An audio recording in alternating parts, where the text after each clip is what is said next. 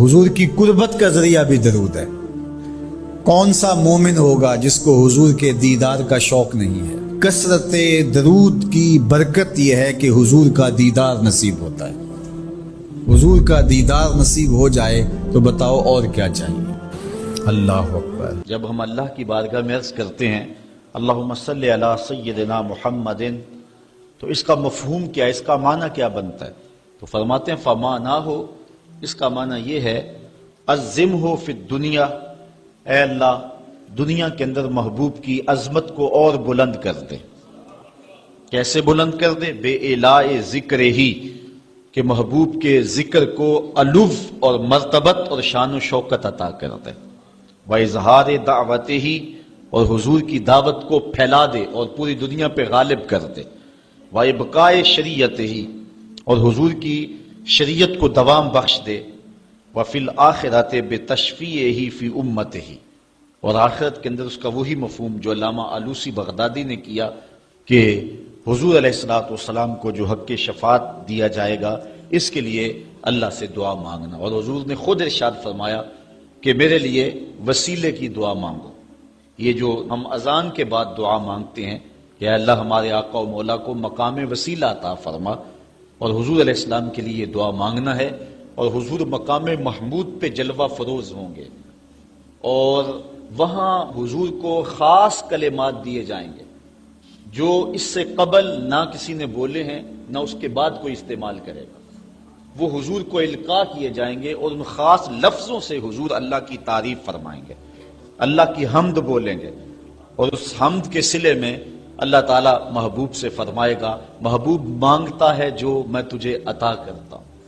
تو حضور کیا مانگیں گے؟ خود فرمایا کہ ہر نبی کو اللہ نے دعا کا کوٹا دیا ہے، اس نے وہ دعا دنیا پر ہی مانگ لی، لیکن میں نے اپنی دعا کو آخرت کے لیے بچا کے رکھا ہے، اور وہ کیا ہے کہ میں گناہ گاروں کی شفاعت کے لیے اللہ کے حضور عرض کروں گا۔ یہاں امام اہل محبت امام احمد رضا خان فاضل بریلوی کا انداز دیکھیے، پیش حق مجدہ شفاعت کا سناتے جائیں گے، آپ روتے جائیں گے ہم کو ہنساتے جائیں گے، وسعتیں دی ہیں خدا نے دامن محبوب کو، جرم کھلتے جائیں گے اور وہ چھپاتے جائیں گے۔ جب دامن شفاعت کھولیں گے تو بڑے بڑے گناہ گار اس شفاعت کی پناہ میں آ جائیں گے، بلکہ شفاعت کا جب دامن کھلے گا تو نیکوکار بھی گناہ گاروں کی صفوں میں شامل ہونے کی کوشش کریں گے کہ ہم حضور کی شفاعت کے حقدار بن جائیں۔ وہ کسی نے کسی موقع پہ اپنے ذوق میں اور اپنی لے میں پڑھا کہ وہ اپنا مقدمہ کیسے ہار سکتا ہے جس کے حضور وکیل ہوں، تو لوگوں نے داد دی، میں بھی اس مجمع میں بیٹھا تھا، بہت پرانی بات ہے، تو میں نے اس زمانے میں اس کو ٹوک دیا، روک دیا، میں نے کہا نہ یوں نہ کہو، حضور ہمارے وکیل ہیں، لیکن وکیل نگہبان کے معنی میں، لیکن تم بات مقدمے کی کر رہے ہو، مقدمے والے وکیل ایڈوکیٹ کے معنی میں نہیں ہے، چونکہ جو وکیل ہوتا ہے وہ جج کو کہتا ہے صاحب میرے موکل نے یہ جرم نہیں کیا لہٰذا چھوڑ دیں، اگر جرم ثابت ہو جائے تو پھر سزا پکی ہوتی ہے، تو جو وکیل ہوتا ہے وہ یہ ثابت کرتا ہے کہ میرے موکل نے جرم نہیں کیا لہٰذا چھوڑا جائے۔ حضور ہمارے وکیل نہیں ہیں، ہمارے شفیع ہیں۔ وکیل کہتا ہے جرم نہیں کیا چھوڑ دے، اور شفیع کہتا ہے سب کچھ کیا ہے میرا آنا دیکھ لے۔ حضور وکالت نہیں فرمائیں گے، حضور شفاعت فرمائیں گے، اور حضور کی شفاعت سے بڑے بڑے گناہ گاروں کو نجات ملے گی۔ شفاعتی لأہل الکبائر من امتی، حضور فرماتے ہیں کہ میں امت کے بڑے بڑے گناہ گاروں کی سفارش کروں گا۔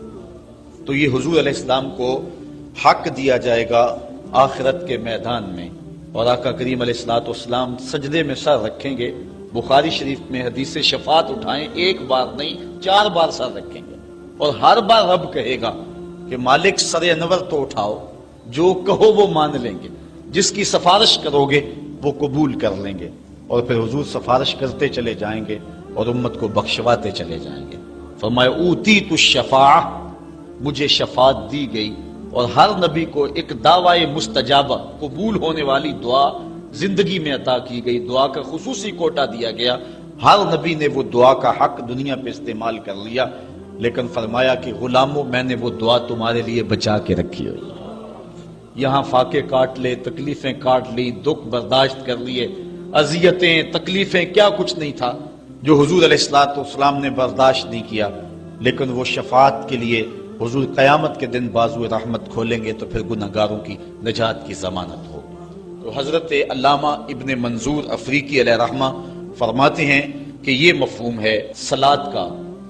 جب درود کی نسبت اللہ تعالیٰ کی طرف ہو تو اس کا مفہوم ہوتا ہے نزول رحمت، اللہ تعالیٰ جل شانہ اپنے محبوب پر مزید رحمتوں کا نزول فرماتا ہے، جس سے حضور کے درجے بلند ہوتے ہیں اور حضور کی عظمت میں اور اضافے ہوتے ہیں۔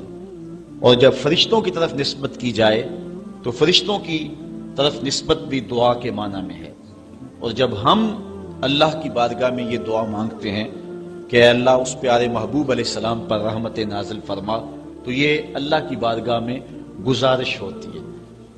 اسی لیے علماء نے کہا کہ درود ایک ایسا وظیفہ ہے جو کسی صورت میں رد نہیں ہوتا، چونکہ ہم یہ کہتے ہیں اے اللہ اپنے پیارے نبی پر رحمت نازل فرما، وہ تو پہلے ہی فرما رہا ہے، تو ہم کہیں یا اللہ اپنے نبی پہ رحمت نازل فرما، تو کیا اللہ فرمائے گا کہ میں نہیں فرماتا؟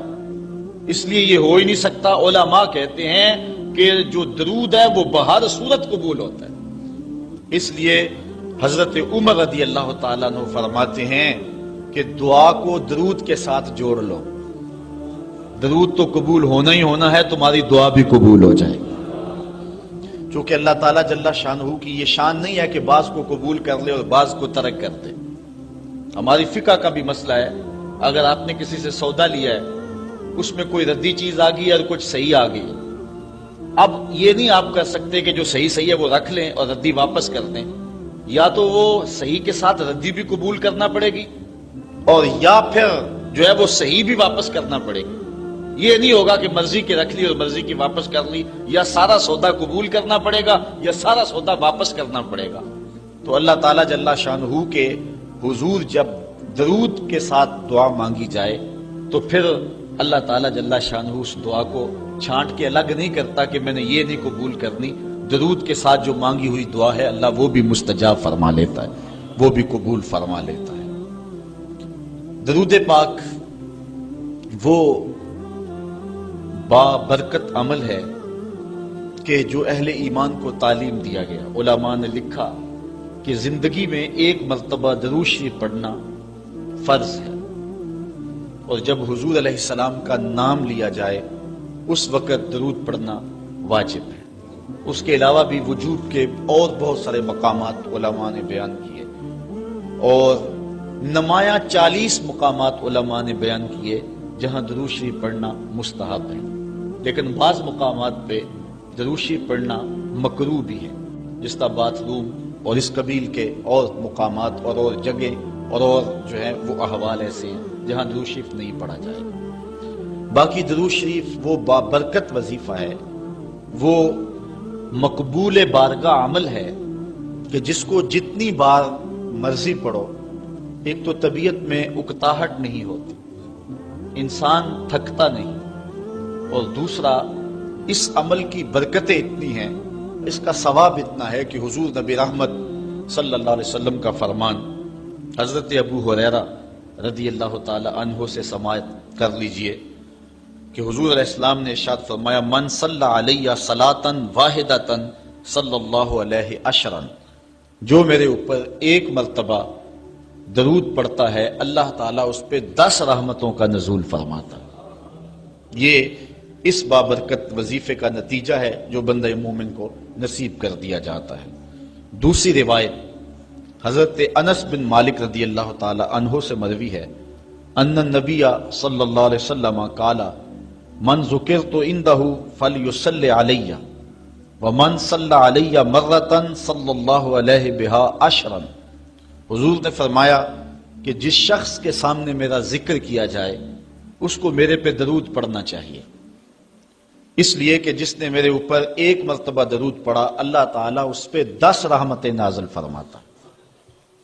علماء نے ایک بڑی خوبصورت بات لکھی، وہ کہتے ہیں کہ اصل درود پڑھ کر کے اپنے لیے رحمتیں طلب کرنا ہوتا ہے رب سے، کیونکہ مصطفیٰ کریم علیہ الصلوۃ والسلام ہمارے درود کے محتاج ہے۔ بندہ کہ میں درود پڑھ رہا ہوں، جب ہم نہیں تھے اس وقت بھی مصطفیٰ پہ درود پڑھا جا رہا تھا، جب کائنات کو خلق وجود بھی نہیں دیا گیا تھا مصطفیٰ پہ درود اس وقت بھی پڑھا جا رہا تھا۔ تو یہ ہم اپنی سعادت مندی حاصل کرتے ہیں۔ اس کی مثال یہ ہے کہ جو مانگنے والے ہیں وہ دو طرح کے ہوتے ہیں۔ سورۃ الفاتحہ کی تفسیر میں میں نے مختصر بات آپ کے سامنے اس عنوان سے رکھی تھی۔ ایک وہ ہیں کہ جو ڈائریکٹ دروازے کو دستک دے کے صاحب خانہ سے مانگتے ہیں، صاحب خانہ اپنی توفیق کے مطابق اس کو دے نہ دے اس کی مرضی۔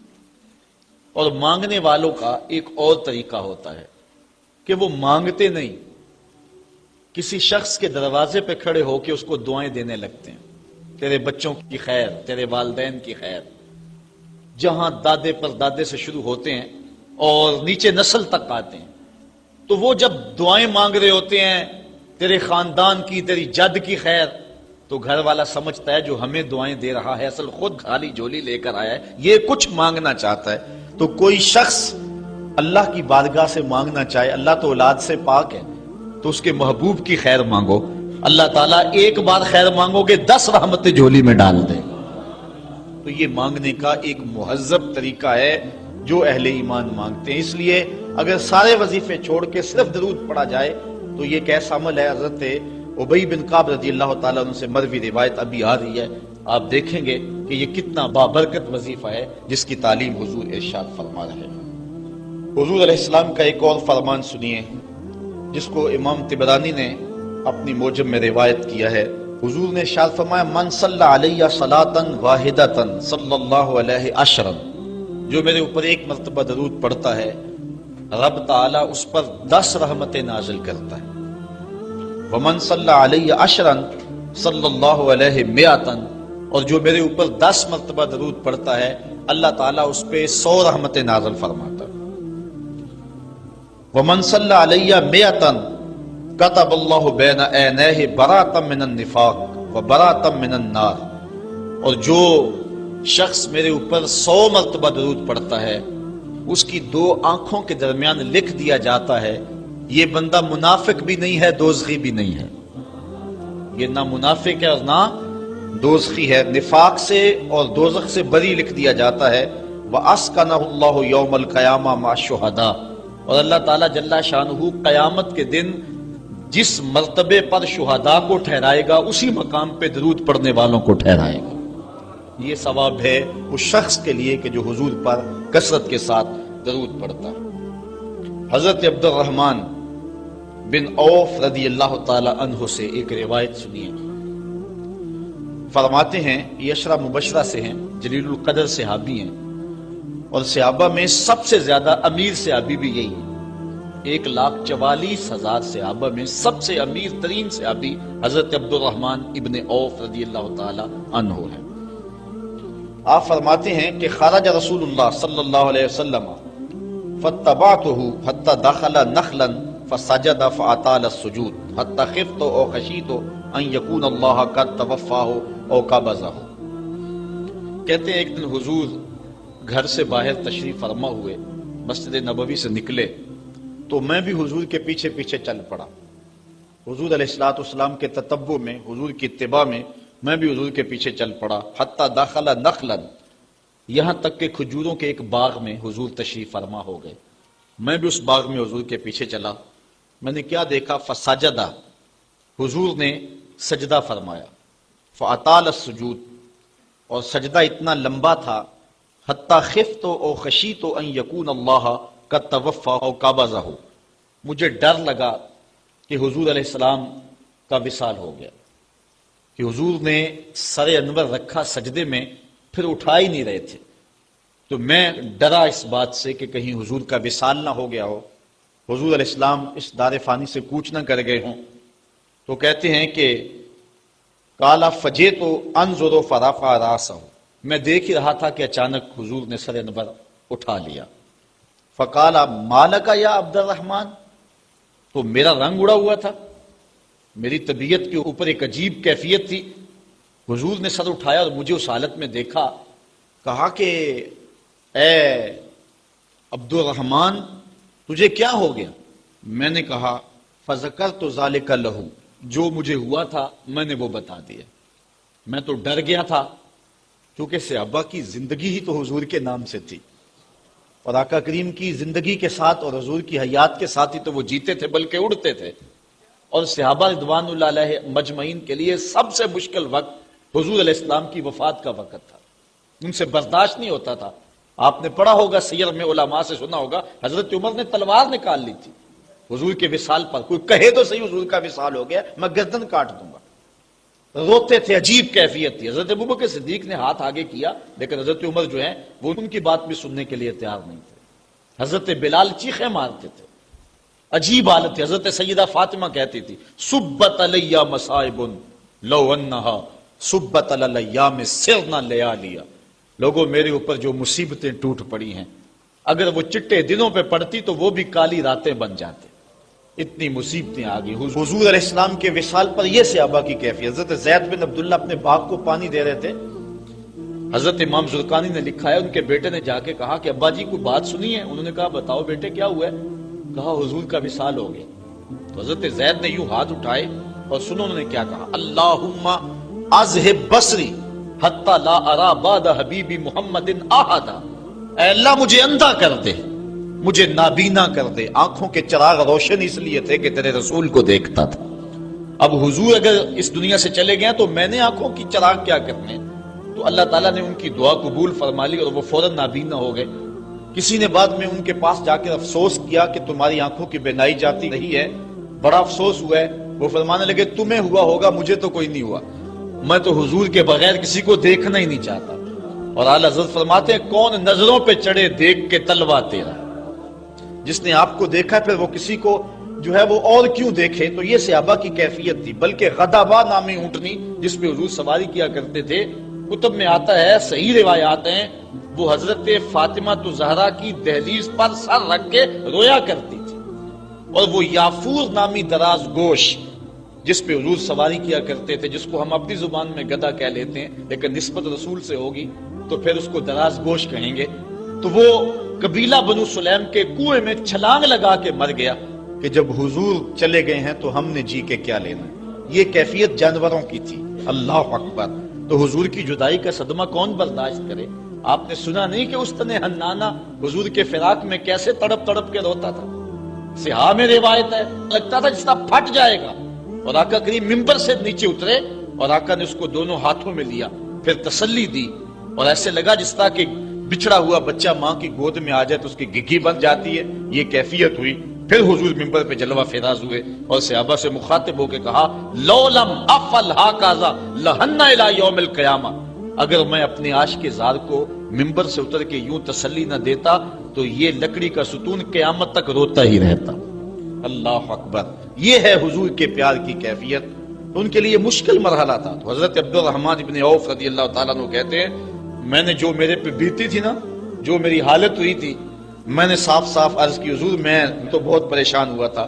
تو حضور نے فرمایا فقالا ان جبرائیل علیہ السلام قال لی، سنو کہ جبریل امین میرے پاس آئے اور انہوں نے مجھے آ کے کہا الا ابشرک ان اللہ عز وجل یقول، کہ حضور میں آپ کو بشارت نہ دوں کہ رب کیا کہتا ہے؟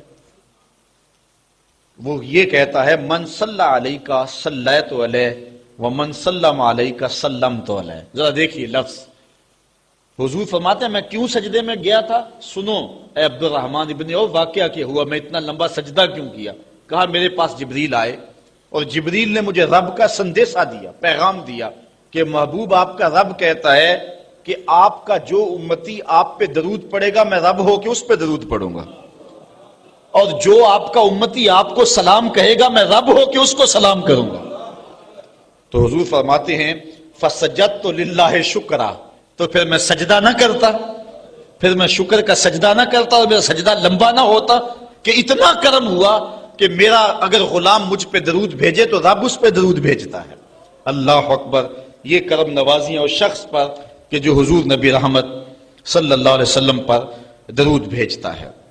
آئیے حضرت عبداللہ ابن مسعود رضی اللہ تعالی عنہ سے ایک روایت سنتے ہیں، کہتے ہیں کہ ان للہ ملائکۃ سیاحین یبلغون عن امتی السلام، اللہ کے کچھ فرشتے ہیں جن کی ڈیوٹی یہ ہے وہ دھرتی پر گھومتے ہیں، پوری دنیا پہ چکر لگاتے ہیں، اور کرتے کیا ہیں، جہاں جہاں بھی کوئی شخص میرے اوپر سلام بھیجے تو وہ اس امتی کا سلام میرے تک پہنچاتے ہیں کہ حضور آپ کے فلاں امتی نے آپ تک جو ہے وہ سلام بھیجا ہے۔ اور دوسری روایت حضرت حسن رضی اللہ تعالیٰ عنہ اپنے باپ حضرت علی المرتضیٰ سے روایت کرتے ہیں کہ حضور علیہ السلام نے ارشاد فرمایا، حیث ما کنتم فصلوا علیہ فإن صلاتکم تبلغنی، فرمایا علی جہاں بھی رہو میرے اوپر سلام پڑھا کرو، تمہارا سلام مجھے پہنچتا ہے، جہاں بھی رہو میرے اوپر سلام پڑھنے کو، عمل کو نہ چھوڑنا۔ قیامت کے دن حضور علیہ السلام کی سب سے زیادہ قربت کس شخص کو نصیب ہوگی؟ تو وہ روایت ہے حضرت عبداللہ ابن مسعود رضی اللہ تعالی عنہ سے کہ حضور نے فرمایا، ان اول الناس بی یوم القیامہ اکثرہم علی صلاۃ، قیامت کے دن میرا سب سے زیادہ قریبی شخص وہ ہوگا کہ جو میرے اوپر کثرت کے ساتھ درود پڑھا کرتا ہے۔ حضرت ابی بن کعب رضی اللہ تعالیٰ عنہ کی وہی روایت جو میں نے جس کا اشارہ دیا، روایت کرتے ہیں، کان رسول اللہ صلی اللہ علیہ وسلم اذا ذهب ربع اللیل قام فقال یا ایھا الناس اذکروا اللہ اذکروا اللہ، جاءت الراجفہ تتبع الرادفہ، جاء الموت بما فیہ، جاء الموت بما فیہ۔ کہتے ہیں کہ حضور علیہ الصلوۃ والسلام کتنے لوگ تھے جو ہمارے ساتھ چلتے ہوتے تھے، آپ ذرا اپنے ذہن پہ زور دیں، بچپن کے دوست، کلاس فیلوز، کاروباری ساتھی، گلی محلے کے لوگ، رشتہ دار، اعزاء و اقربا، آباء و اجداد، اور کتنے لوگ آپ کے مخالفین، معاندین، یہ ساری فہرست ذہن میں لائیں تو ایک دم خیال پڑتا ہے فلاں بھی چلا گیا، فلاں بھی چلا گیا۔ کوئی سال کے بعد اچانک کوئی بات یاد آتی ہے تو یاد آ جاتا ہے، کوئی 6 ماہ کے بعد یاد آتا ہے۔ کئی ایسے لوگ ہیں کہ سال ہا سال بعد یاد، ہاں وہ بھی ہوتا تھا۔ مٹی کا رزق بن گئے، قصہ پارینہ بن گئے، کہانی تو اتنی سی ہے نا، جو اکڑ اکڑ کے چلتے تھے آج وہ مٹی کا رزق بن گئے ہیں، جو اپنے بدن پہ چٹکی مٹی بھی نہیں پڑنے دیتے تھے آج ان کے کفن بھی تار تار ہو گئے۔ حضرت غوث اعظم فرماتے ہیں، قبرستانوں میں جا کے دیکھو کیسے کیسے حسینوں کی مٹی خراب ہو رہی ہے۔ اللہ اکبر، بدن خاک میں مل گئے، ہڈیاں چور چور ہو گئی، ریزہ ریزہ ہو گئی، قبروں کے نشان بھی مٹ گئے، کتبے بھی ٹوٹ گئے، مٹ گیا مشتاق دل سے رنگے یاد رفتگاں، پھول مہنگے ہو گئے، قبریں پرانی۔ کون کسی کو یاد کرتا ہے؟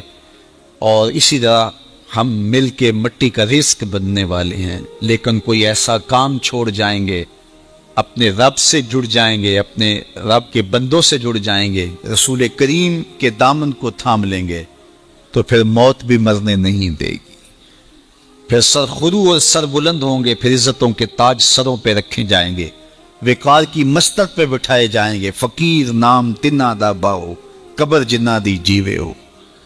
پھر قبروں پہ بھی چراغاں ہوگا جب ہم ان سے جڑ جائیں گے۔ تو یہ مختصر زندگی کی تمام تر لطافتوں کے حصول کے ساتھ گزرنی چاہیے۔ کتنے نوجوان ہیں جنہوں نے اپنی توبہ کو مؤخر کیا تھا بڑھاپے کے لیے، اور آج قبرستانوں میں دفن ہیں۔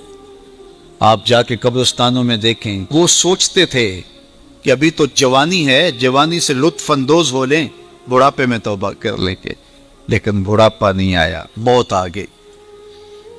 موت تو برحق ہے، یہ تو آ کے رہنی ہے، لیکن بڑھاپا لازمی نہیں ہے کہ ضروری آئے۔ حضرت امام غزالی نے ایک بڑی خوبصورت بات لکھی، فرماتے ہیں معاشرے میں نظر دوڑا کے دیکھو، زیادہ بچے ہیں، زیادہ جوان ہیں یا زیادہ بوڑھے ہیں؟ تو کہا آپ کو بچے زیادہ ملیں گے۔ ہر گھر میں دیکھ لیجیے، بچے زیادہ ہوں گے، جوان ان سے کم ہوں گے، بوڑھے ان سے کم ہوں۔ تو اگر بوڑھے تھوڑے ہیں، جوان زیادہ ہیں، تو غزالی فرماتے پھر بات سیدھی سیدھی ہے، بڑھاپے تک کوئی کوئی پہنچتا ہے، زیادہ جوانی میں چلے جاتے ہیں۔ اور کہا کہ اگر جوانوں سے بچے بھی زیادہ ہیں تو پھر اس کا مطلب بھی سیدھا سیدھا ہے کہ جوانی تک سارے نہیں پہنچتے، بہت بچپن میں چلے جاتے۔ غرہ کس پہ، ناز کس پہ، غرور کس پہ، تکبر کس پہ؟ تو یہ مختصر زندگی جو اللہ کی امانت ہے، اس کو اللہ کے نام پہ گزارو. جو بیت گئی وہ بیت گئی، وہ تو منہا ہوگی زندگی سے. ہم اپنی زندگی کے اہداف طے کریں، زندگی کے مقاصد طے کریں، ساری زندگی اس کے گرد سفر کرنی چاہیے. کئی لوگ ساری زندگی گزار دیتے ہیں، ان کو ساری زندگی راستے نہیں ملتا کہ جانا کدھر ہے. وہ کیوں؟ وَأَضَلُّ السَّبِيلَ. اللہ فرماتا وہ بھٹکے ہوئے مسافر ہوتے ہیں. اللہ سے راستہ مانگو، آہستہ چلو لیکن منزل کا تعین کر کے بڑھو، بڑھتے رہو، منزل تمہارا استقبال کرے گی. آج مشکل ہے تو کل آسانیاں ہوں گی. تو یہ زندگی تیزی کے ساتھ کٹ رہی ہے، لمحہ لمحہ میں اور آپ موت کے قریب ہو رہے ہیں. قبل اس سے کہ وہ وقت آئے کوئی حجت باقی نہ رہے، مجھے اور آپ کو اپنی آخرت کی تیاری کی کوشش کرنی چاہیے. مختصر زندگی ہے، سانس کسی وقت بھی ٹوٹ جانی ہے، اور میں اور آپ آغوش موت میں جانے والے ہیں. قبل اس سے کہ وہ وقت آئے اور پھر ہم پچھتائیں. کاش کی زندگی کو اللہ کے بتائے ہوئے طریقے کے مطابق گزارا ہوتا، پھر پچھتانے سے کچھ فائدہ نہیں ہوگا. آج کا پچھتاوا کل کی بہتری کی ضمانت بن سکتا ہے، لیکن کل کا پچھتاوا سوائے حسرت بڑھانے کے اور کچھ نہیں ہوگا. اس لیے ہمیں آج اپنی زندگی کے شب و روز کا محاسبہ کرنا چاہیے. وقت پر کافی ہے ایک قطرہ بھی آب خوش انگام کا، جل گیا جب کھیت نہ سمی تو پھر کس کام کا. میں نے تو کتب تصوف میں پڑھا ہے، دیگر کتب میں پڑھا ہے کہ قیامت کے دن نیکوکار بھی پچھتائیں گے. بدکاروں کا پچھتانا تو سمجھ میں آتا ہے کیوں پچھتائیں گے، لیکن نیکوکار کیوں پچھتائیں گے؟ جب وہ اپنے اچھے اعمال کی جزا دیکھیں گے تو پچھتائیں گے. جو چند لمحے ضائع کیے وہ بھی کیوں ضائع کیے، وہ بھی اللہ کی یاد میں گزار دیے ہوتے، اس کے ذکر میں گزار دیے ہوتے. تو صاحب وہ میرے پاس بھی آپ کے پاس بھی آج موقع ہے، کل نہیں ہوگا.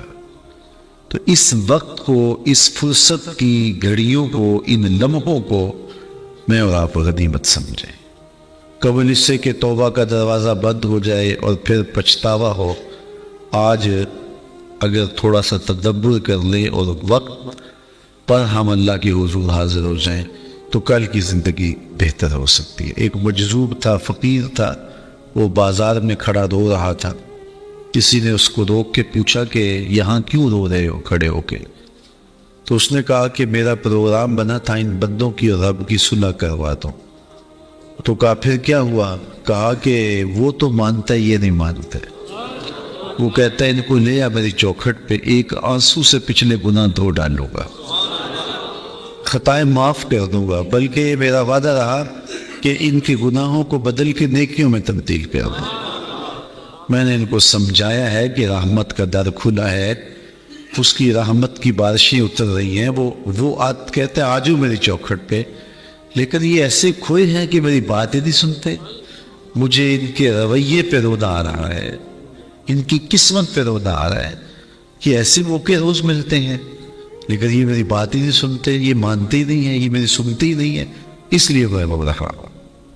اگلے دن وہی شخص قبرستان کے قریب سے گزرا تو وہی بابا قبرستان میں کھڑا رو رہا تھا.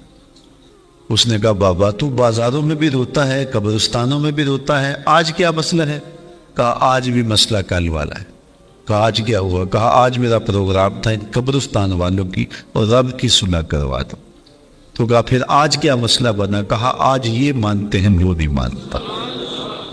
قبل اس سے کہ وہ ماننے سے انکار کر دے، توبہ کا دروازہ بند ہو جائے، سورج مغرب سے طلوع ہو جائے، سانسوں کی ڈوری ٹوٹ جائے، آنکھیں تاڑے لگ جائیں، زبان بند ہو جائیں، ہاتھ اکڑ جائیں، اعضائے بدنیاں مدمحل ہو جائیں، اس سے قبل ہم اپنے رب سے سچی توبہ کر کے اپنی آخرت کی طرف توجہ دیں. میں نے جو قرآن مجید سے کلمات پڑھے ہیں ان میں اسی مضمون کو بیان کیا گیا. یا ایھا الذین آمنوا اتقوا اللہ، اے ایمان والو اللہ سے ڈر جاؤ. وَلْتَنْظُرْ نَفْسٌ مَا قَدَّمَتْ لِغَدٍ، اور ہر جان یہ دیکھے اس نے آنے والے کل کے لیے آگے کیا بھیجا. حضور فرماتے ہیں جب کوئی شخص فوت ہوتا ہے تو لوگ کہتے ہیں اس نے پیچھے کیا چھوڑا ہے، فرشتے کہتے ہیں اس نے آگے کیا بھیجا. میں اور آپ دیکھیں کہ ہم نے آگے کیا بھیجا ہے. ہماری اصل کمائی وہ ہے جو ہم آگے بھیج چکے ہیں. فرمایا کہ ابن آدم کہتے ہیں مالی مالی مالی. فرمایا اس کا مال وہ ہے جو اس نے کھایا یا پہنا اور پرانا کر دیا، باقی اس کا نہیں، باقی اس کے وارثوں کا ہے. اور یا پھر وہ ہے جو اس نے آگے بھیج دیا، باقی تو کفن بھی میلا نہیں ہوگا کہ بانٹ لیں گے. اللہ اکبر. جن کے لیے گناہ کیے، پاپ کیے، وہ تو اپنے ہاتھ سے غسل دینے کو تیار نہیں ہوں گے، وہ تو قمیض بھی پھاڑ کے اتارے گے. میاں صاحب بولے جاندی واری ڈرونا بنے ہو تے ہاتھ نہ لاندے ڈر دے.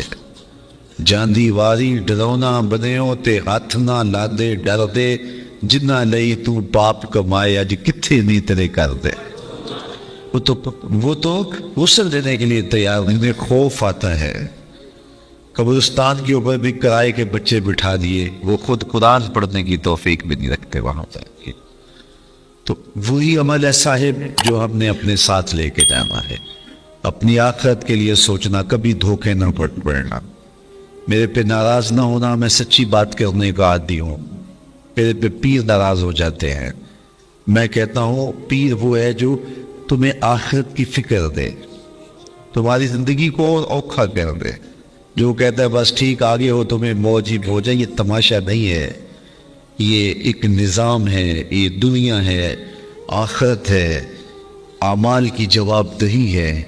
اقبال کہتا ہے تو نے پوچھی ہے امامت کی حقیقت مجھ سے، حق تجھے میری طرح صاحب اسرار کرے. ہے وہی تیرے زمانے کا امام برحق جو تجھے حاضر و موجود سے بیزار کرے. دے کے انساس زیاں تیرا لہو گرما دے، فقر کی سان چڑھا کر تجھے تنوار کرے. موت کے آئینے میں دکھلا کے رخ دوست تیرے لیے زندگی اور بھی دشوار کرے. فتنائیں ملت بیضا ہے امامت اس کی جو مسلمان کو سلاطین کا پرستار کرے.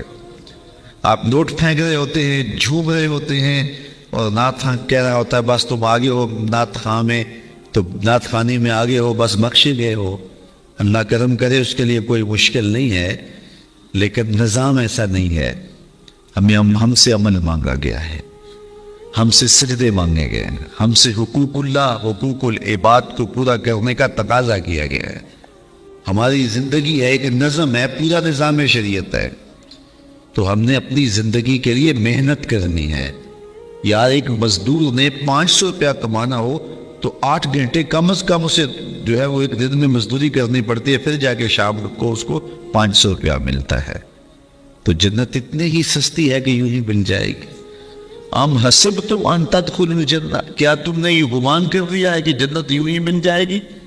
جبکہ تم سے جو پہلے تھے ان کو مصیبتوں میں مبتلا کیا گیا، آزمائشوں میں ڈالا گیا، اور وہ جھنجھوڑ دیے گئے. وزلزلوا، یہاں لفظ آتے وزلزلوا، انہیں جھنجھوڑ دیا گیا. یہاں تک کہ وقت کا نبی بھی پکار اٹھا، اہل ایمان بھی پکار اٹھے، مالک تیری مدد کب آئے گی؟ تو پھر ہم نے کہا بس ہماری مدد آیا جا رہی ہے. تو دنیا آخرت کی کھیتی ہے، آخرت کے لیے تخم عمل ڈالو. آج جو تخم عمل ڈالے گا کل وہ فصل کاٹ لے گا. دنیا بوائی کا موسم ہے، آخرت کٹائی کا موسم ہے. جو بوائی کے موسم میں سحری کے وقت اٹھتا نہیں، ہل جوتتا نہیں، زمین کو کھودتا نہیں، بیج ڈالتا نہیں، سہاگا دیتا نہیں، پانی ڈالتا نہیں، جڑی بوٹیاں تلف نہیں کرتا، تو کیا کٹائی کے موسم کے اندر وہ فصل اٹھا لے گا؟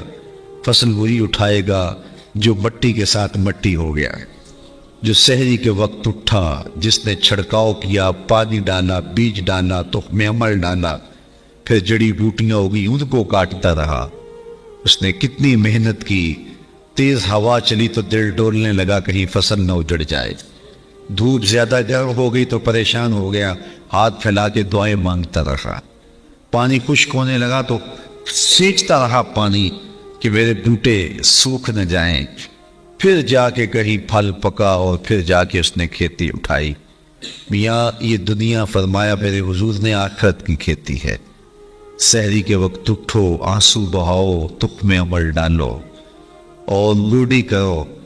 جڑی بوٹیاں اگنے لگ جائیں گی تمہارے عمل کے بعد بھی، کھیتی بونے کے بعد بھی۔ تم نے بویا کچھ تھا، لیکن حسد کی جڑی بوٹی، حقد کی، نفرت کی، بغض کی، کینے کی، آؤ ذرا ان جڑی بوٹیوں کو بھی کاٹیں، نکالیں، سب کچھ پیش کر کے پھر کسی آندھی سے بھی ڈریں۔ شیطان نفس بعض کا سارا بنا ہوا کھیل گوا دیتا ہے۔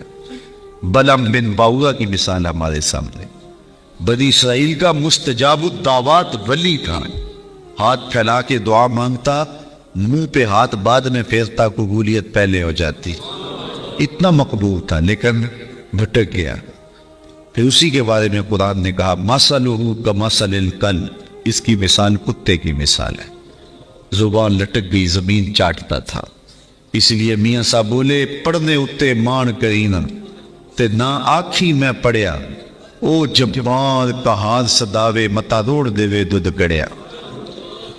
جب تک یہ یقین نہ ہو کہ میرا انجام کیا ہے، اتنی دیر تک دھڑکا لگا رہے۔ ایک تابعی حضرت ابو ملیکہ رضی اللہ تعالیٰ عنہ کہتے ہیں میں 30 اصحاب رسول سے ملا ہوں، بخاری کتاب الایمان اٹھائیے، کہتے ہیں میں 30 اصحاب رسول سے ملا ہوں، ہر کوئی ایمان کے بارے میں ڈاڈا فکر مند تھا کہ میرا خاتمہ ٹھیک ہو جائے۔ رنگا رنگ سہیلیاں پرن کڑے، پر پریا اوسدا جانیے جس دا توڑ چڑھے۔ اس لیے یہ تھوڑی زندگی اللہ نے مجھے دی ہے، آپ کو دی ہے، یہ اس کی امانت ہے۔ یہ کتنی بڑی دولت اس نے ہمیں دی ہے، اس کا شکر ادا کرو کہ سینے میں اسلام کا چراغ ہے۔ سب سے بڑی دولت جو ہمیں اس دنیا پہ دی گئی ہے وہ دولت ایمان ہے، اور آخرت میں سب سے بڑی دولت جو دی جائے گی وہ دیدار الہی ہوگا۔ جو دنیا میں ایمان سے محروم رہا، آخرت میں دیدار الہی سے محروم رہا، وہ حقیقی محروم ہے۔ ایک بندہ ہواؤں میں اڑتا ہے، چرخ پہ جھولتا ہے، عالی شان بنگلوں میں رہتا ہے، دنیا میں پہچان ہے، لوگ سیلوٹ کرتے ہیں، وقار ہے، منصب ہے، عہدہ ہے، لمبی لمبی گاڑیاں ہیں، خوبصورت عورتیں پہلو میں ہیں، زمانہ کہتا ہے کیا قسمت اس کی، کیا کہنے، لیکن سینے میں ایمان کی روشنی نہیں ہے، کوڑی مل نہیں ہے۔ اور ایک بندہ جھونپڑی میں رہتا ہے، دوسری گلی کا کوئی بندہ اسے جانتا نہیں ہے، پھٹے پرانے پیبند لگے لباس ہے، کبھی کھانا ملتا ہے کبھی نہیں ملتا، سوکھی روٹی کھا کے گزارا کر لیتا ہے، کرائے کے مکان میں رہتا ہے، زمانہ پوچھتا نہیں ہے، لیکن سینے میں ایمان کا چراغاں ہے، خوش بخت آدمی ہو۔ اللہ اکبر، خوش بخت وہ ہے جس کے سینے میں ایمان کی روشنی ہے۔ تو کہا یا ایھا الذین آمنوا، اے ایمان والو، اتقوا اللہ، اللہ سے ڈر جاؤ۔ اللہ سے ڈرنے کا سبق دیا گیا، اور اس ایک آیت میں 2 مرتبہ یہ بات کہی گئی، یا ایھا الذین آمنوا اتقوا اللہ ولتنظر نفس ما قدمت لغد واتقوا اللہ۔ ایک آیت میں 2 مرتبہ کہا گیا اے ایمان والو اللہ سے ڈر جاؤ، اور قرآن مجید میں 33 مرتبہ ہمیں تقوی کا حکم نامہ دیا گیا ہے۔ یہ اتنی اہم چیز ہے اللہ سے ڈرنے کا حکم۔ حضور علیہ السلام سے بھی جب کوئی کہتا حضور ہمیں کوئی وصیت کیجیے، تو حضور کہتے اوصی کا بتقوی اللہ، میں تمہیں اللہ سے ڈرنے کی وصیت کرتا ہوں۔ تقوی ہے کیا جس کی وصیت رسول کریم بھی بار بار کرتے ہیں؟ تقوی ہے کیا جس کی وصیت میرا رب بھی کرتا ہے، بار بار حکم دیتا ہے کہ تم تقوی اختیار کرو، اللہ سے ڈر جاؤ۔ اللہ کوئی ایسی چیز ہے جس سے ڈرا جائے؟ بندہ جس سے ڈرتا ہے اس سے وحشت نہیں کرتا ہے۔ سانپ سے ڈرتا ہے، ہتھے چڑھ جائے تو مار بھی دیتا ہے۔ چور ڈاکو سے ڈرتا ہے، قابو آ جائے انہیں چھوڑتا بھی نہیں ہے۔ لیکن اللہ سے بندہ ڈرتا بھی ہے، محبت بھی کرتا ہے۔ تو یہ ڈرنا کس معنی میں ہے؟ تو یہ ڈرنا اس معنی میں ہے کہ بندہ جس سے محبت کرتا ہے اس کی ناراضگی سے ڈرتا ہے۔ اللہ سے ڈرنا اس معنی میں ہے کہ وہ ناراض نہ ہو جائے، وہ روٹھ نہ جائے، چونکہ میں اس سے پیار کرتا ہوں، اور جس سے بندہ پیار کرتا ہے اس کے تو تیور بدلے تو نیندیں اڑ جاتی ہیں۔ تو بندہ رب سے پیار کرتا ہے، کتنا پیار کرتا ہے؟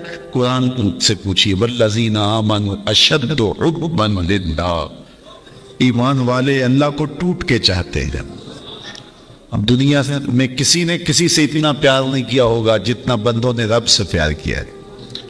اللہ اکبر۔ تو جس سے پھر پیار کیا جائے اس کی ناراضگی سے ڈرنا چاہتا ہے، تو پھر ناراضگی سے بچنے کے لیے اس کے حکموں کو توڑنے سے بچا جاتا ہے۔ اللہ سے ڈرنے کا مطلب یہ ہے اس کے احکام بجا لائے جائیں۔ اللہ سے ڈرنے کا مطلب یہ ہے اس کی نافرمانیوں سے بچا جائے، جن کاموں سے روکا ہے رک جایا جائے، جن کاموں کا حکم دیا ہے بجا لائے جائیں۔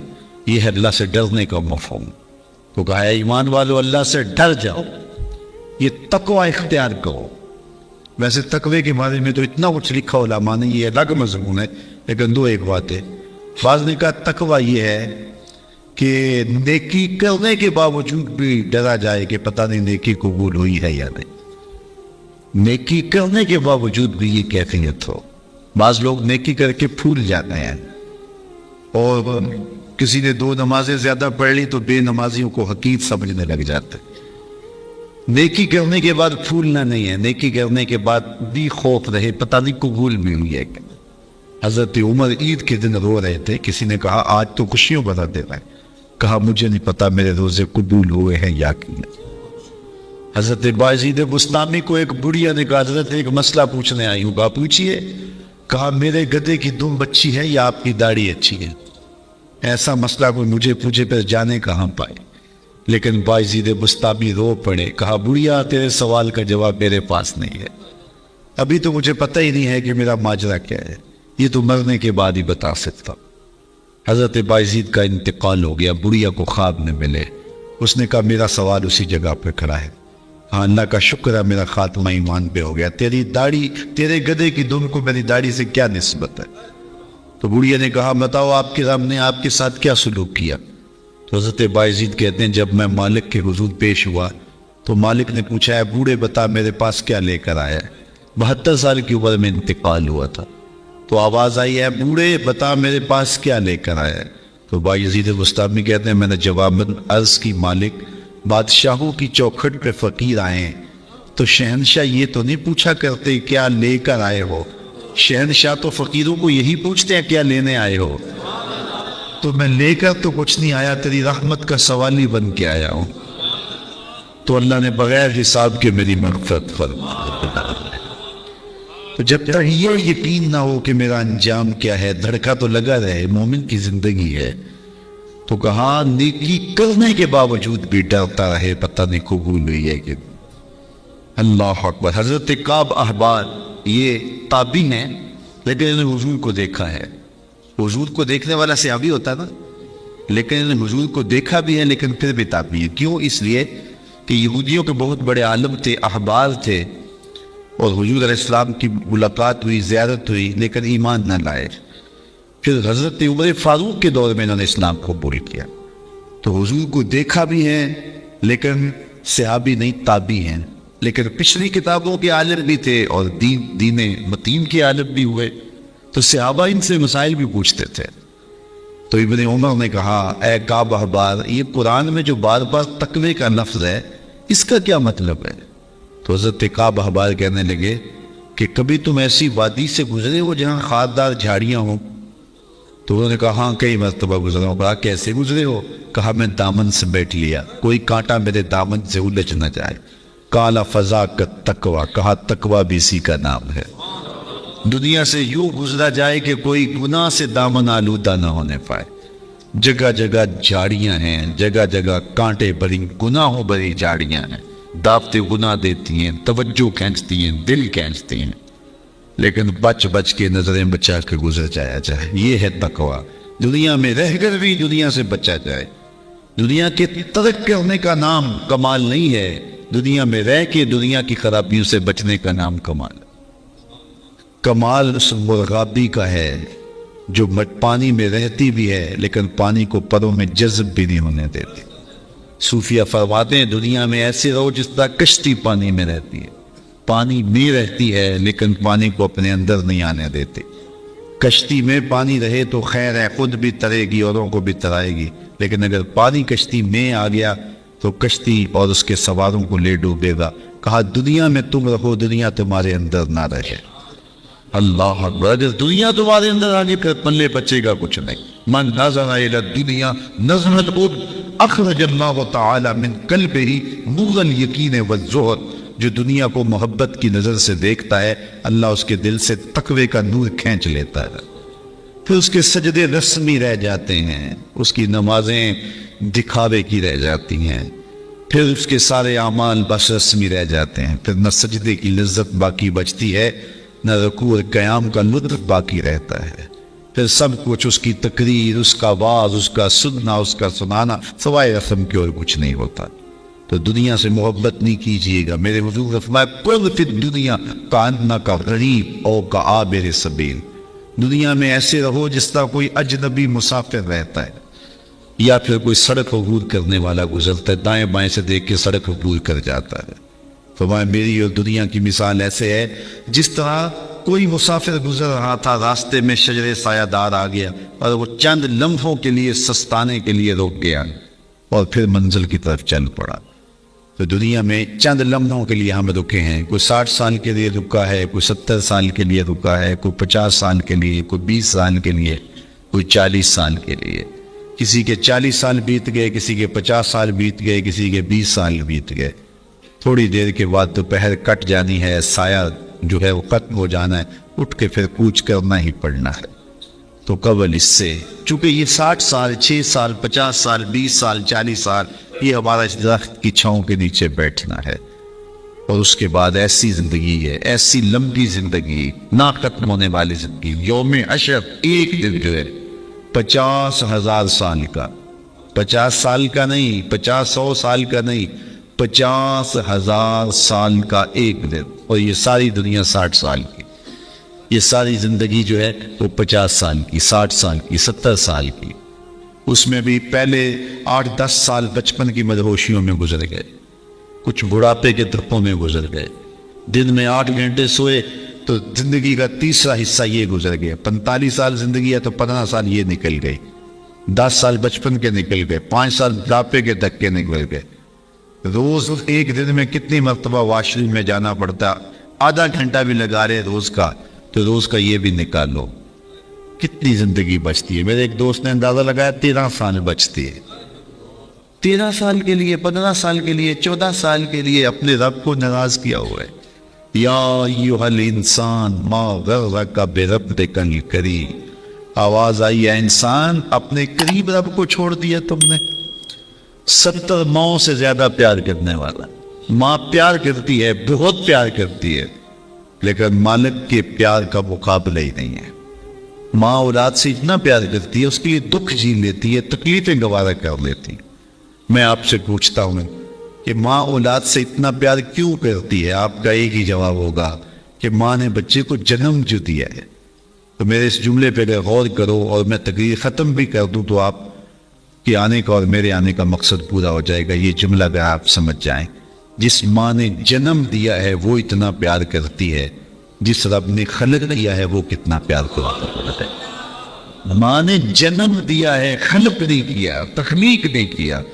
جنم دینے والے کا پیار کسی ترازو پہ نہیں تولا جا سکتا، تو جس نے خلق کیا ہے وہ کتنا پیار کرتا ہے۔ تو ماں کی گود چھوڑ کے بچہ بھاگ جائے تو ماں کہتی ہے پتر آجا، اتنی ٹھنڈ کہیں نہیں ملے گی، اتنی گھنی چھاؤں کہیں نہیں ملے گی، آجا میری باہیں تیرے لیے کھلی ہیں۔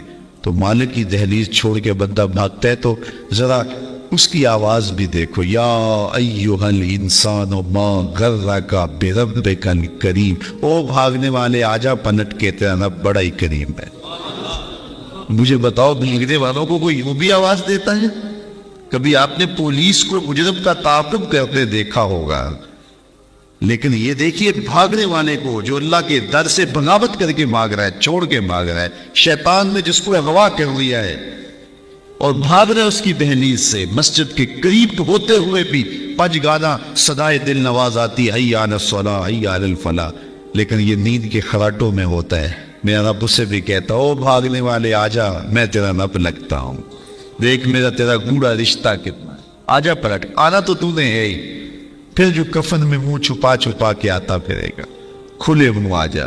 پھر جو تجھے لوگ کندھوں پہ اٹھا کے لائیں گے میرے حضور، بہتر نہیں ہے اپنے قدموں سے چل کے آجا، میری رحمت کے دروازے تیرے لیے کھلے۔ ما غرک بربک الکریم، ماں میں عموم ہے، اہل علم علماء یہاں جو یا طلباء بیٹھے ہیں درس نظامی کے وہ جانتے ہیں ماں میں کیا حسن ہے۔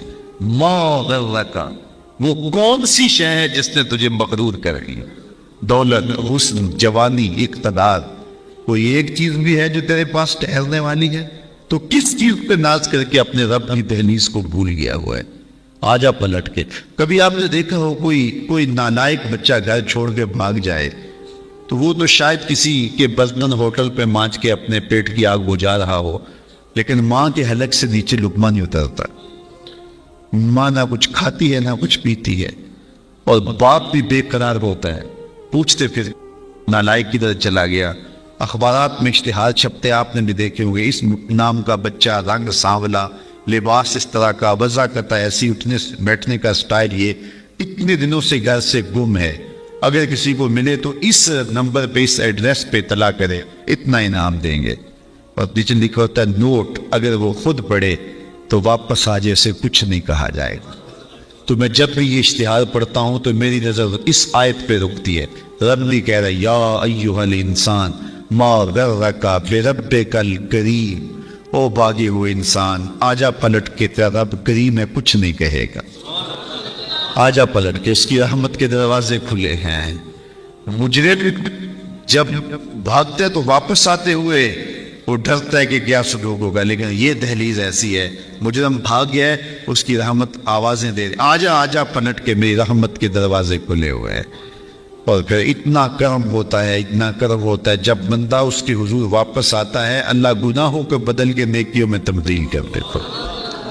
کتنی کرم نوازیاں ہیں.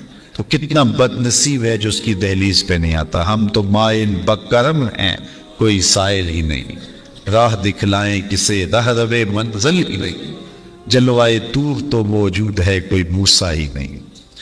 تو اس کی رحمتیں آوازیں دے رہی، یا ایھا الذین آمنوا اتقوا اللہ، اے ایمان والو اللہ سے ڈر جاؤ، وَلْتَنظُرْ نَفْسٌ مَا قَدَّمَتْ لِغَدٍ، اور ہر جان دیکھے اس نے آنے والے کل کے لیے آگے کیا بھیجا ہے. اصل زندگی آخرت کی زندگی. اس لیے خندق ہوتے صحابہ کو دیکھا تو پیار آیا تو یہی کہا، اے اللہ زندگی تو آخرت کی زندگی ہے، میرے انصار کو بھی بخش دے، میرے مہاجروں کو بھی بخش دے. تو جس کی آخرت ٹھیک ہوئی وہی سرخرو ہے. دنیا بھی ٹھیک ہو، ہم نہیں کہتے دنیا ٹھیک نہ ہو، اسلام دنیا بھی ٹھیک گزارنے کی تلقین کرتا، لیکن ترجیح آخرت کی ہے. لیکن ہم ایسے غافل، ہماری ترجیح دنیا ہے. بل تؤثرون الحیات الدنیا والآخرۃ خیر وابقیٰ، تم جیتی دنیا کو ترجیح دیتے ہو، حالانکہ آخرت بہتر بھی ہے اور دائمی بھی ہے. وہ نہ ختم ہونے والی زندگی ہے، یہ ختم ہو جانے والی، یہ خواب ٹوٹ جائے گا. مجھے بتائیے، آپ میں سے 70-80 سال کے بوڑھے لوگ بھی بیٹھے ہیں، اور 30-35-40 سال کے جوان بھی بیٹھے ہیں، 16-17-18 سال کے نوعمر بھی بیٹھے ہیں. سب مجھے بتائیے جن کی 40 سال یا 50 سال یا 60 سال زندگی گزری، تو وہ بتاؤ کہ کیسے گزری، کتنی دیر لگی؟ تو سب کہیں ایسے ہی گزر گئے، چٹکی میں گزر گئے. یہ کل کی کہانی ہے. ہمیں دیہات کی گلیاں دکھائی دے رہی ہیں، وہ کاغذ کی کشتی، وہ بارش کا پانی، وہ کل کی کہانی ہے. وہ مٹی کے گھروندے، وہ بچپن، ابھی کل کی کہانی، ننھی سی ایک لکیر ہے اور ہم یہاں آ کھڑے ہوئے. تو میں کہتا ہوں کہ 60 سال گزرتے پتہ نہیں چلا تو آگے 60 سال تو نہیں ہے. 40 سال گزرتے خبر نہیں ہوئی تو آگے 40 سال تو نہیں ہے. تو جب وہ گزر گئے اور ایسے گزر گئے، باقی 2 سانسیں ہیں یا 2 سال ہیں یا 20 سال ہے یا 30 سال ہے، تو وہ بھی ایسے ہی گزر جائیں گے. تو اصل زندگی آخرت کی زندگی ہے جس میں اختتام ہی نہیں ہے. کہتے جنتی جنت میں جا کے ایک ہی خوف، ایک ہی خدشے میں ہوں گے، کہیں موت نہ آ جائے، یہ منظر بدل نہ جائے. اور جہنمی جہنم میں جا کے ایک ہی امید ہوگی انہیں، کاش کہ موت آ جائے تو جان چھوٹ جائے.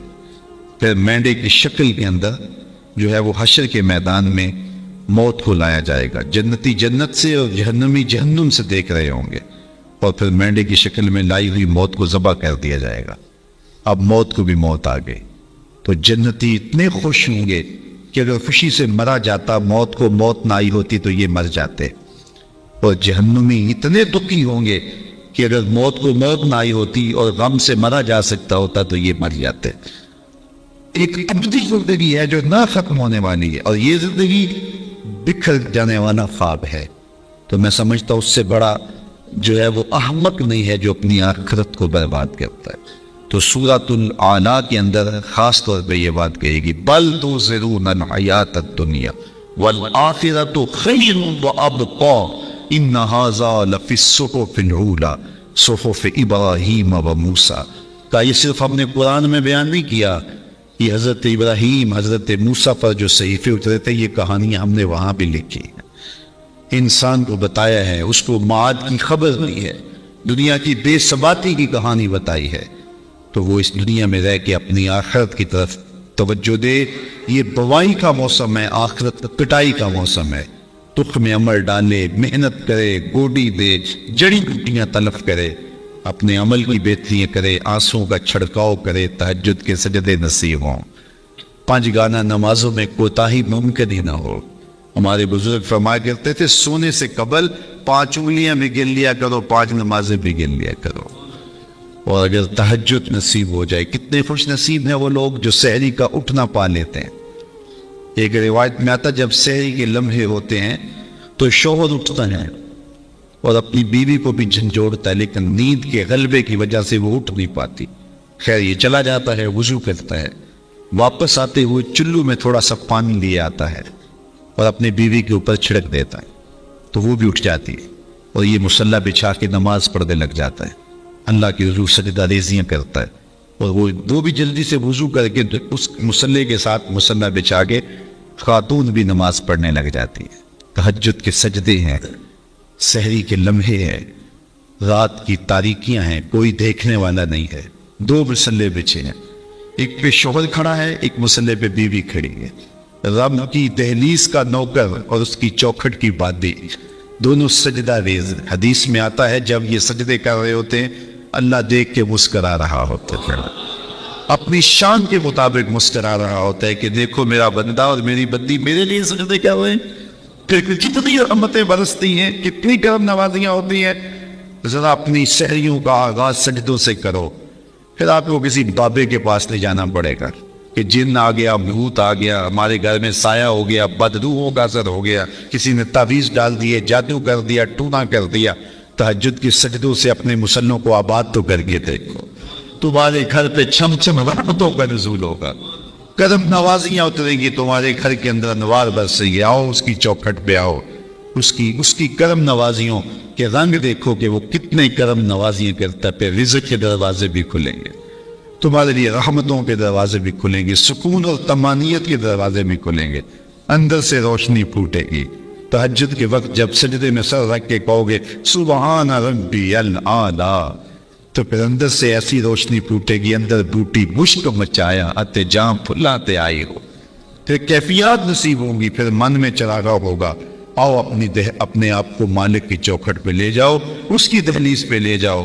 تو کہا ہر جان یہ دیکھے اس نے آنے والے کل کے لیے آگے کیا بھیجا ہے، پھر کہا واتقوا اللہ، اور اللہ سے ڈر جاؤ، پھر دوبارہ وہی تلقین کی، پھر ارشاد فرما ان اللہ خبیر بما تعملون، جو تم کرتے ہو تمہارا رب اس سے باخبر ہے، تم اس کی نگاہوں سے پوشیدہ نہیں ہو۔ آج کہیں لکھا ہوتا نا خبردار کیمرے کی آنکھ دیکھ رہی ہے، تو لوگ سیدھے ہو کے بیٹھ جاتے ہیں، کیمرے کی آنکھ دیکھ رہی ہے، کیمرے کی تو لائٹ بھی بند ہو سکتی ہے، اس کا سسٹم خراب بھی ہو سکتا ہے، لیکن جو رب کے کیمرے لگے ہیں وہ سسٹم کبھی خراب نہیں ہوتا۔ کیمرے کی ایک رینج ہے، اس سے آگے نہیں دیکھ پاتا، لیکن مالک کی شان کے ارا زبیبا نملۃ السودا، کالی رات کے اندھیرے میں، کالے پہاڑوں کے سلسلے میں، گہری غار کے اندر چیونٹیوں کے عمیق سوراخ میں جب چیونٹی چلتی ہے تو اس کے ننھے مہین قدموں سے سینہ سنگ کے اوپر جو وہمی اور گمانی لکیر بنتی ہے، تمہارا رب اس کو یوں دیکھتا ہے جس طرح دیوار چین کو دیکھتا ہے۔ اس کی نظروں سے کیا ہماری خلوتیں پوشیدہ ہیں، ہمارے اعمال پوشیدہ ہیں، کیا اس کی نظروں سے ہمارے خیال پوشیدہ ہیں؟ دروازہ مقفل کر کے اگر ہم گناہ کریں گے تو کیا مالک سے پوشیدہ ہوں گے؟ لوگوں سے تو پوشیدہ ہیں لیکن مالک سے پوشیدہ نہیں ہے۔ یہ عقیدہ جب جائے تو بند کوٹری میں بھی جرم نہیں ہو سکتا۔ آپ دیکھتے نہیں ہیں کہ جب دروازے مقفل کر کے بت کے اوپر بھی موٹا کھیس ڈال کے زلیخا بولی ہے تا نگ یوسف اب تو آ جاؤ، اب تو کوئی نہیں دیکھ رہا، تو جناب یوسف نے کہا قال معاذ اللہ، میں اللہ کی پناہ میں آتا ہوں۔ تو اپنے اس بے جان بت اور مجسمے سے بھی حیا کر لی ہے، اور اس کے اوپر بھی جو دیکھ نہیں سکتا پردہ ڈال لیا ہے، اور میں اس سے حیا نہ کروں جو ساتویں کوٹری میں بھی دیکھتا ہے۔ پھر اتنی روشنیاں برستی ہیں، اتنی روشنیاں برستی ہیں کہ گناہ کا تصور بھی محال ہوتا ہے، اور یوسف بھاگتے ہیں تو اللہ دروازے کو کشادہ کرتا چلا جاتا ہے۔ تو آؤ تو اس چوکھٹ پہ تو وہ تو بند کمروں کے ماحول دیکھتا ہے، اس سے تو کوئی چیز پوشیدہ نہیں ہے۔ یہ یقین کر جائے، روح میں جم جائے تو پھر زندگی سنور جاتی ہے۔ اور میں آپ کو ایک اور بات عرض کرنا چاہتا ہوں کہ بطور سنی آپ تو یہ بھی عقیدہ رکھتے ہیں کہ رسول کریم کی نگاہوں سے کچھ پوشیدہ نہیں ہے، تو کیا یہ عقیدہ 3 گھنٹے کے مناظرے کے لیے رکھا ہوا ہے کہ عمل پہ بھی اس کا کوئی اثر ہے؟ اگر عمل پہ کوئی اثر ہے تو پھر بند خلوت کدے میں بھی جرم کرتے شرم آئے کہ رسول اللہ کی نگاہوں سے تو کچھ پوشیدہ نہیں ہے۔ پھر ہماری خلوتیں جو ہے وہ پاک ہو جائیں، ہماری جلوتیں پاک ہو جائیں، ہم رسول اللہ کی نگاہوں سے بھی پوشیدہ نہیں رہ سکتے۔ ان کی نگاہیں دوربین بھی دیکھتی ہے، ہمارے رب کی نگاہیں بھی دیکھتی ہیں، حضور اللہ کی عطا سے دیکھ لیں۔ تو جب یہ عقیدے جم جائیں گے، روح میں اتر جائیں گے، تو زندگی میں نظم پیدا ہو جائے گا۔ جہاں کوئی سیکورٹی نہیں پہنچتی، کوئی عقیدہ نہیں پہنچتا، کوئی جو ہے وہ کیمرہ نہیں پہنچتا، وہاں یہ عقیدہ پہنچتا ہے، ان اللہ خبیر بما تعملون، جو تم کرتے ہو تمہارا رب اس سے باخبر ہے۔ تو آئیے میں اور آپ اپنی زندگی کو ایک نظم میں لائیں۔ جو اللہ نے ہمیں مہلت نہیں، وقت دیا، آج ہمیں اللہ نے مہلت دی ہے، ہمارے پاس ابھی زندگی ہے، سانسیں چل رہی ہیں، توبہ کا دروازہ بھی بند نہیں ہوا، اس کے چوکھٹ اس کے حضور آئیں گے، توبہ کریں گے، وہ سارے گناہ معاف کر دے گا۔ آئیے اپنی زندگی کو اس کی دہلیز پہ لے آئیں۔ بہت وقت ہم گزار چکے، لیکن جو وقت باقی ہے اس کو مالک کے لیے گزاریں، ایک ایک سانس اس کے نام کر دیں، اس کے محبوب کی اطاعت کو، فرما برداری کو شعار زندگی بنا لیں۔